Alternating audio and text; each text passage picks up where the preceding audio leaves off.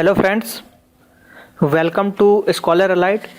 मैं आज आपको इस वीडियो में एसएससी टेस्ट सीरीज़ की पार्ट 11 बताने जा रहा हूं। पार्ट 10 तक ऑलरेडी मैं अपलोड कर चुका हूं, तो आप लोगों से रिक्वेस्ट है कि सभी वीडियोस को देखें। बहुत ही आईएमपी क्वेश्चंस मैं कवर कर रहा हूं और ये टेस्ट सीरीज़ बहुत ही इंपॉर्टेंट है एसएससी सीजीएल के लिए और एसएससी 10+2 के लिए भी। आप लोग इन वीडियोस को देखें ताकि ज़्यादा से ज़्यादा आप एसएससी के पेपर में स्कोर कर पाएँ। चलिए हम स्टार्ट करते हैं क्वेश्चन से। हमारा क्वेश्चन है पहला, क्या बोल रहा है कि जो 31st अमेंडमेंट हुआ था हमारे संविधान में, संशोधन हुआ था 31st संशोधन, तो उसके पहले जो मैक्सिमम स्ट्रेंथ थी लोकसभा की वो क्या थी। ठीक, 31वां संविधान संशोधन के पहले हमारे लोकसभा की मैक्सिमम स्ट्रेंथ कितनी थी, तो वो थी 525। कितनी? 525। लोकसभा को कब हम भंग कर सकते हैं, लोकसभा को कब, तो यहाँ पे पूछा जा रहा है कि लोकसभा को कब हम भंग कर सकते हैं। तो लोकसभा को किसी भी समय भंग किया जा सकता है। राष्ट्रपति लोकसभा को कभी भी भंग कर सकता है प्रधानमंत्री की सलाह पे। ठीक, president of India nominates how many member in the Rajya Sabha, मतलब प्रेसिडेंट ऑफ इंडिया मतलब हमारे भारत के राष्ट्रपति कितने मेंबरों को राज्यसभा में मनोनीत कर सकते हैं, तो वो है 12 मेंबरों को वो मनोनीत कर सकते हैं, जो कि कला साहित्य विज्ञान खेल के क्षेत्र में पारंगत जिनने हासिल करी हो। जैसे कि सचिन तेंदुलकर जी को 12 में से एक राष्ट्रपति कर सकते हैं, इस टाइप से। जैसे रेखा जी को, मतलब किसको भी जो सांस्कृतिक कला में निपुण हो उनको राष्ट्रपति मनोनीत कर सकता है। Which of the following is not an ordinary bill, कौन सा इसमें से बिल है जो ऑर्डिनरी बिल नहीं है, तो वो है आपका मनी बिल या धन विधेयक, जिसको हम बोलते हैं धन विधेयक। इसका आर्टिकल होता है 110, धन विधेयक का आर्टिकल होता है 110।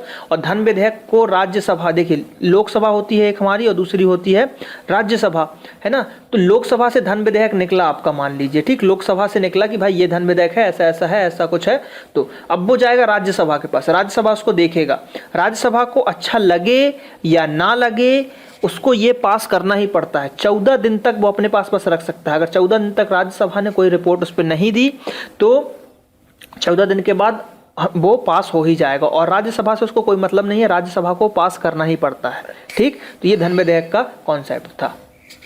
14 दिन का क्वेश्चन पूछा जाता है कि राज्यसभा में धन विधेयक कितने दिन तक रह सकता है, तो उसका आंसर रहता है 14 दिन तक। ठीक, उसके बाद वह अपने आप पास हो जाता है।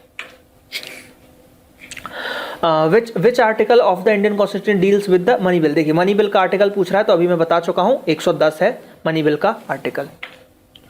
Money bill can be passed by Lok Sabha, Lok Sabha के द्वारा पास किया जा सकता है। राज्यसभा में जाने की जरूरत है, जाएगा बस, और राज्यसभा में वो उस पर अपना सिग्नेचर कर देंगे, वो अपना सिग्नेचर कर देंगे और वो पास हो जाएगा।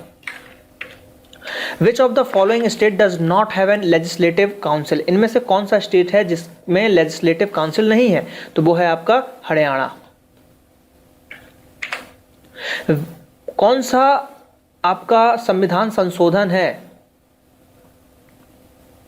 कौन सा संविधान संशोधन है जिसमें जो हमारे फंडामेंटल ड्यूटीज थे उनको कॉन्स्टिट्यूशन में जोड़ा गया है। फंडामेंटल ड्यूटीज जो थे हमारे, जो हमारे मौलिक कर्तव्य थे, वो किस मतलब अमेंडमेंट में जोड़े गए हैं, तो वो जोड़े गए हैं 42वां संविधान संशोधन में उसको जोड़ा गया है। स्वर्ण सिंह कमेटी बनी थी, स्वर्ण सिंह कमेटी बनी थी, तो ये आपको याद रखना है, स्वर्ण सिंह कमेटी बनी थी, स्वर्ण सिंह। ठीक, स्वर्ण सिंह आयोग बोल सकते हैं, समिति बोल सकते हैं, स्वर्ण सिंह कमेटी बनी थी और उसमें ये अपने जोड़े गए थे। तो ये क्वेश्चन भी पूछता है कि फंडामेंटल ड्यूटीज के लिए कौन सी कमेटी या फिर स्वर्ण सिंह कमेटी इनमें से किससे रिलेटेड है, तो फंडामेंटल ड्यूटीज उसका आपका आंसर जाएगा। Which article is related to free education for all the children from 0 to 6 years, इनमें से कौन सा आर्टिकल है जो 0 से 6 ईयर के बच्चों को फ्री एजुकेशन देने की घोषणा करता है, तो वह article 45। How many members of Rajya Sabha retire every second year, मतलब कितने राज्यसभा के मेंबर हैं जो हर दूसरे साल रिटायर्ड हो जाते हैं, तो वो होते हैं 1/3 ऑफ द मेंबर, मतलब टोटल जितनी भी राज्यसभा की स्ट्रेंथ है उसका 1/3 हर दूसरे साल रिटायर्ड होते हैं। मान लीजिए अगर लोकसभा की स्ट्रेंथ 60 है तो इसका 1/3 20 लोग हर 2 साल में आपके रिटायर्ड हो जाएंगे। ठीक, national academy of agriculture research management located, मतलब क्या पूछ रहा है, national academy of agriculture research management कहाँ पे है, तो वो है आपका हैदराबाद में। कहाँ पे है? हैदराबाद में। National academy of agriculture research management located, कहाँ पे लोकेटेड है? The science of map making is called, the science of map making is called, मतलब जो मैप मेकिंग जो करते हैं उसको करने की साइंस को क्या कहते हैं? तो कार्टोग्राफी कहते हैं। क्या बोलते हैं? कार्टोग्राफी। जियोग्राफी हमारा भूगोल है, भू अध्ययन। Provincial autonomy was one of the important feature of the act, मतलब ये जो प्रोविंशियल ऑटोनॉमी था वो इनमें से किस एक्ट का इंपॉर्टेंट भाग था? तो 1935। एक्ट से रिलेटेड क्वेश्चन का आंसर 1935 मोस्टली होता है क्योंकि इसमें बहुत ज़्यादा धाराएं थी। इससे हमने बहुत सारी लगभग 300 अपने जो 395 आर्टिकल हैं उसमें से 200-250 से ऊपर हमने पूरे इससे कॉपी कर लिए हैं। ठीक है।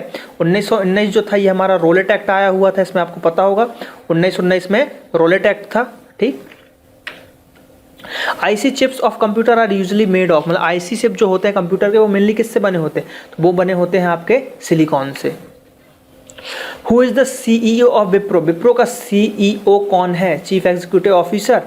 तो अबिदाली जेड नीमू चावला। ठीक, Neemuchwala. First Indian women to win Olympic medal in weight lifting, weight lifting में किसने ओलंपिक जीता था? पहली महिला कर्णम मालेश्वरी। ठीक, Karnam Malleswari. Author of the book apprenticeship of Mahatma, किसने लिखी?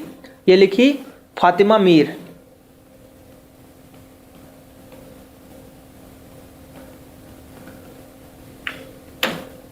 तो ये हमारा टेस्ट सीरीज 11 था। इसमें मैंने कुछ इंपॉर्टेंट क्वेश्चन कवर किए हैं। पार्ट 10 आप यहाँ से देख सकते हैं, पार्ट 12 जल्दी मैं अपलोड करूँगा तो पार्ट 12 की लिंक भी मैं यहाँ दे दूँगा, तो आप यहाँ से देख सकते हैं। और आप लोगों से रिक्वेस्ट है कि हमारे फेसबुक पेज को लाइक करें, ज़्यादा से ज़्यादा हमारा फेसबुक पेज लाइक करें, फेसबुक पेज को सब्सक्राइब करें। Thank you.